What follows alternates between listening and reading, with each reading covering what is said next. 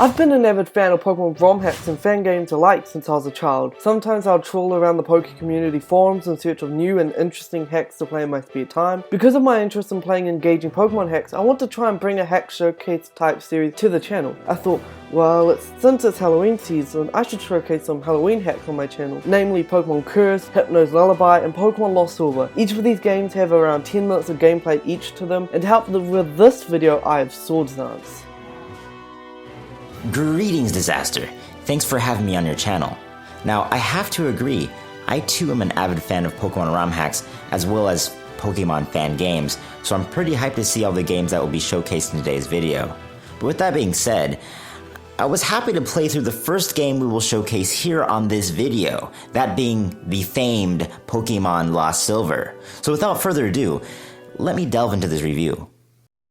To begin, Pokemon Lost Silver is a fan game created by a programmer named Reed. This fan game is based entirely on a popular Pokemon creepypasta written by an anonymous author. The game itself is a recreation of this aforementioned creepypasta in the sense that every event, or nearly every event, which took place in the story is faithfully recreated in video game format. Now, one thing I must say is that when I played this game, I didn't actually read the source material, so most of the game to me had lacked any substance. I had went in thinking that there would be more to the actual plot than there actually was, so I was pretty disappointed at first. It wasn't until I actually read the creepypasta that I understood why the game was structured like that. But with that all said, there is an interpretive message behind the game, but how meaningful it is would probably be subjective to the player. Now, I'll be honest. It is difficult for me to actually summarize the plot of this game itself, since it heavily relies on outside sources such as the creepypasta, or primarily the creepypastas. So for this review, I'll mainly refer to the mechanics of the plot instead of the story behind it.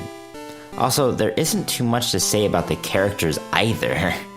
So if you want to read the full creepypasta, we'll provide a link in the description below. So, Pokemon Lost Silver's gameplay consists primarily of observation-based reasoning. For instance, throughout the game, you'll have small puzzles thrown at you as long as you frequently check your Pokemon party box or your trainer card. You will get hidden messages arranged by the unknown in your party, or deviations on game sprites to either lead you or to explain what's happening. However, this isn't really necessary to actually proceed through the game.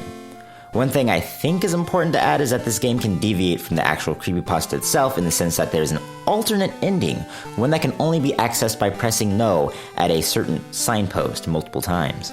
A feature I was pretty ignorant about until I actually did research for the game after playing it. This made the game a lot more enjoyable, and it even had a better subliminal explanation than the actual core game itself, in my opinion, so I have to say I enjoyed that. Otherwise, I found the game mediocre at most, and especially tedious to grasp without the knowledge of the actual, creepypasta. So I think the game was very successful in having, spooky undertones, though I think it was kind of mild a little bit, and in the sense of an actual game, I felt like it was lacking, But in terms of recreating this creepypasta faithfully, it did a great job, an excellent job. I think the programmer did wonderful with that. With that being said, I think I'd personally rate this game 2.5 stars out of 5. Pokemon Curse is made by Joe XV on Poke Community, who made this game in a series of holiday hacks, including a Christmas hack, a Valentine's hack, a Easter hack, and a Summer Solstice hack. So the plot of this game is to firstly do trick-or-treating, secondly you must battle your mother, who is Sabrina, and thirdly you must investigate this ghost that's in Silph Co. So the characters in this is you are the son of Sabrina, and there's a police officer that blocks the Silph Co who lets no one in unless you show him your badge after you beat Sabrina. And the location, it's in Saffron City. You cannot leave the city. It's got this real hollowed feel to it. And when it comes down to it, there's not too much of a spook. But the eeriest thing about the game is when you battle the ghost at the end. When he says, oh, he's a trainer who has been experimented on. He had potential, deaf to all humans, that kind of thing. Because he had that desire for revenge. And overall, for this very short game, I'd give it 3 out of 5 because it had a reasonable amount of depth into the story, had a reasonable amount of depth in terms of the feel, but maybe the characters fell flat because it wasn't a long enough game to gain a feel for it.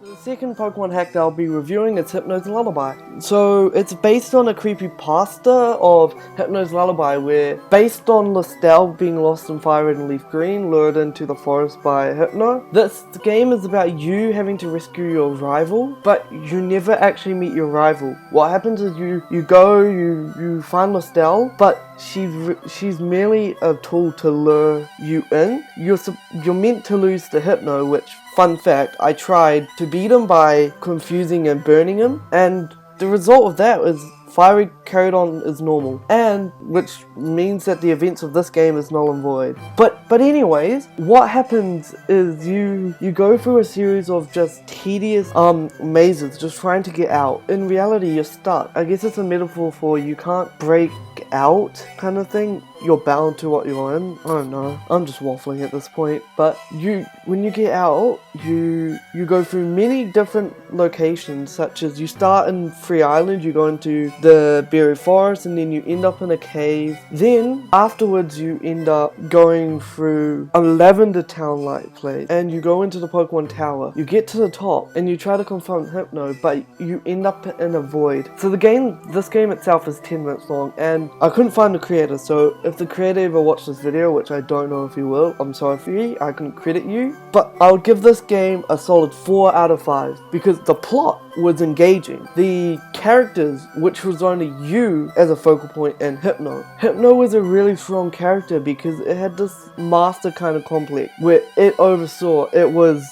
something you couldn't beat, and the locations were interesting because you also ran into characters in the locations that you couldn't speak to. And going back to the characters, there was one character that stuck out to me in particular because you talk to him and he's like, he's been here since he was 7. He doesn't know how long ago that was now, and he was an old man kind of character. Pokemon games are just amazing when they're done ROM style, especially Halloween, which has been captured right down from meh to really well done. Creepypastas can be meh to really well done, and their translations from games can be from meh to really well done. So if you guys enjoyed this video, leave a like down below, comment what you think about what we've discussed, and click that red subscribe button for more. And yeah, if there was any Halloween games that I didn't talk about or Swords didn't talk about, comment them down below. If you would like to check out Swords, I'll leave his channel in the description down below, and we also made a video together about Pokemon Lost Silver on his channel if you'd like to check that out. And sayonara and take care, because you never know when disaster strikes.